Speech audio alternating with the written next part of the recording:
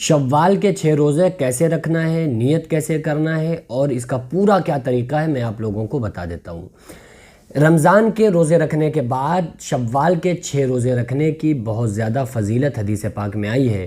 آقا علیہ الصلوۃ والسلام نے ارشاد فرمایا، جو انسان شوال کے مہینے میں 6 روزے رکھتا ہے، گویا کہ اس نے پوری سال روزے رکھے، اللہ تعالیٰ اس کو پوری سال روزے رکھنے کا ثواب عطا فرماتا ہے، اور بہت سارے اس کو گناہوں سے اللہ تبارک و تعالیٰ اس کی محافظت بھی کرتا ہے، اور بہت سارے گناہوں کو اللہ تعالیٰ معاف بھی فرما دیتا ہے۔ تو اب شوال کے روزے ہم لوگوں کو کیسے رکھنا ہے، اس کی نیت کیسے کرنا ہے۔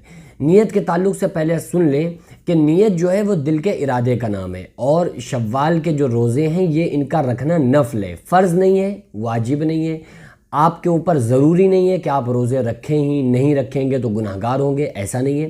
آپ رکھیں گے تو بہت بڑے ثواب کے مالک بن جائیں گے، نہیں رکھیں گے تو اس پر مواخذہ نہیں ہے، یعنی کہ اس پر پھر پوچھ تاچھ نہیں ہے، اس پر سزا نہیں ہے۔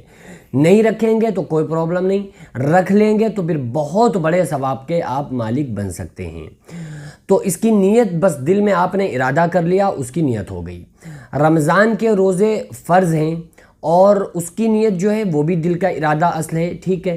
اسی طرح سے آپ کو دل میں یہ ارادہ رکھنا ہے کہ ہم شوال کے 6 روزے ہم نے رکھنا ہے، تو بس ہم اسی کے لیے سحر و افطار بھی کر رہے ہیں اور اسی کے لیے ہم روزہ رکھ رہے ہیں۔ تو یہ جو آپ کے دل کے اندر ایک خیال آ رہا ہے نا کہ ہم شوال کے روزے رکھ رہے ہیں، تو بس یہ دل میں خیال آنا، یہ اس کی نیت ہو گئی۔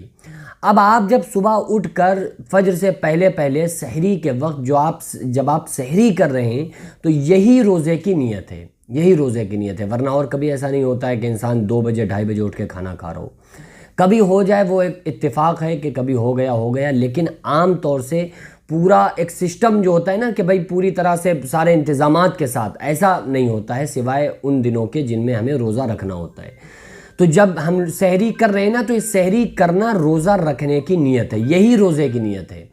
تو آپ نے اس نیت کے ساتھ آپ نے سحری کھائی کہ ہم روزہ رکھ رہے ہیں، یہ اس کی نیت ہو گئی، اور سحری کرنا یہ ثواب بھی ہے، سنت بھی ہے، اور سحری میں برکت بھی ہے، تو اس لیے ضرور سحری کیا کریں، ٹھیک ہے۔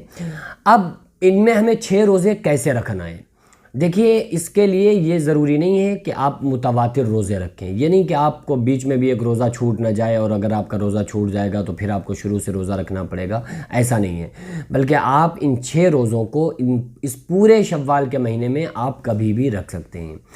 آج ایک رکھ لیا، 2 دن کے بعد آپ نے پھر رکھ لیا، پھر 4 دن بعد ایک روزہ رکھ لیا، تو اس طرح سے بھی آپ ان روزوں کو رکھ سکتے ہیں۔ اس میں یہ شرط نہیں ہے کہ آپ تواتر کے ساتھ رکھیں، بلکہ الگ الگ روزے کے دن چھوڑ کر روزے رکھنا یہ زیادہ بہتر ہے، یہ زیادہ افضل ہے، ٹھیک ہے۔ تو افضل پہ آپ عمل کیجئے۔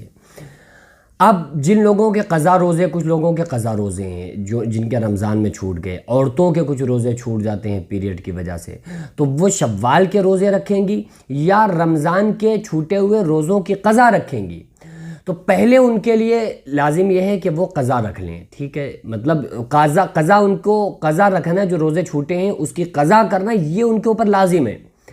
لیکن ایسا بھی کر سکتے ہیں کہ پہلے آپ نے شوال کے روزے رکھ لیے، پھر اگلے مہینے میں آپ نے رمضان کے چھوٹے ہوئے روزے رکھ لیے، ایسا بھی کر سکتے ہیں۔ لیکن اگر آپ نے شوال کے روزے نہیں رکھے تو اس پر گناہ نہیں ہے، لیکن رمضان کے چھوٹے ہوئے روزے اگر آپ نے ان کو نہ رکھا تو پھر اس پر آپ کے لیے سزا ہے۔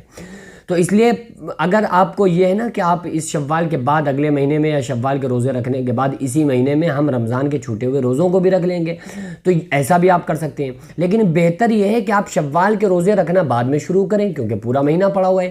آپ عید کے بعد پہلے ان روزوں کی قضا رکھ لیں جو روزے ہمارے رمضان میں چھوٹے ہوئے ہیں، تو پہلے ان روزوں کو رکھ لیں، تاکہ یہ ہم پر ضروری ہے، یہ لازم ہے کہ ہم انہیں رکھیں۔ شوال کے نہیں رکھیں گے تو گناہ نہیں ہے۔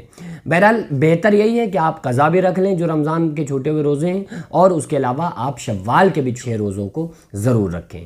تو میرا خیال ہے آپ لوگوں کو مسئلہ سمجھ میں آ گیا ہوگا۔ تو شوال کے روزے ہم سب ضرور رکھیں۔ اللہ تبارک و تعالیٰ سے دعا ہے کہ اللہ تبارک و تعالیٰ ہم تمام لوگوں کو تمام نفلی عبادات کرنے کی توفیق عطا فرمائے، اور خصوصاً ان کو اپنی بارگاہ میں قبول و مقبول فرمائے۔